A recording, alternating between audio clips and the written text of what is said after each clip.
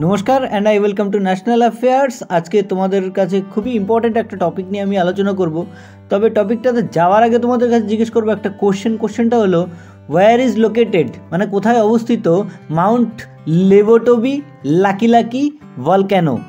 Mount Lewotobi Laki volcano কোন দেশে অবস্থিত? তো তোমরা কমেন্ট সেকশনের উত্তরটা করো। এর উত্তরটা যা সঠিক হবে তাকে দিয়ে দেবো একটা হার্ট রিয়াক্ট এবং এর উত্তরটা আমি চেষ্টা করব ভিডিও শেষে দিয়ে দেওয়ার।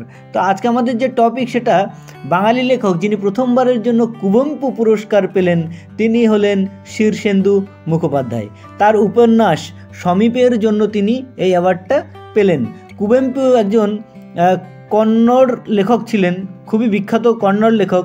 কন্নড় সাহিত্যে তার অসামান্য যোগদানের জন্য কিন্তু তার নাম অনুসারে এই অ্যাওয়ার্ডটা 2013 সাল থেকে কিন্তু প্রতি বছর দেওয়া হয়। এই অ্যাওয়ার্ডের পুরস্কার মূল্য প্রায় 5 লাখ টাকা। 88 বছর বয়সী এই বর্ষিয়ান লেখক শীর্ষেন্দু মুখোপাধ্যায় তিনি তার সারা জীবনে কিন্তু মোট 90টার বেশি বই কিন্তু তিনি লিখেছিলেন। তার যে বিখ্যাত বই, এই বিখ্যাত বইগুলোর মধ্যে দূরবীন, বৈঠকি, মানব জমিন, পার্থিব ইত্যাদি উপন্যাস কিন্তু তখনকার দিনে খুবই জনপ্রিয়তা লাভ করেছিল এবং এখনও আমরা অবশ্য পড়ার সময় পাই না, যারা পড়ে তাদের কাছে কিন্তু এটা খুবই জনপ্রিয় একজন সাহিত্যিক। তার জীবনী সম্পর্কে যদি আমরা আলোচনা করি তাহলে ওনার জন্ম কিন্তু 1935 সালের ব্রিটিশ ইন্ডিয়া এবং আনডিভাইডেড বেঙ্গলের ময়মনসিংহ ডিস্ট্রিক্টের। তারপরে 1947-এ যখন দেশভাগ হয়েছিল তখন কিন্তু উনি ক্যালকাটাতে বা পূর্ববাংলায় উনি চলে এসেছিলেন। তো এই ছিল ওনার জীবনী।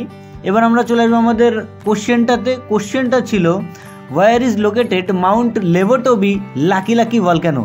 খুবই চর্চিত একটা ভলক্যানো। রিসেন্টলি এই ভলক্যানোটা বিস্ফোট হয়েছে। এটা ইন্দোনেশিয়ায় অবস্থিত।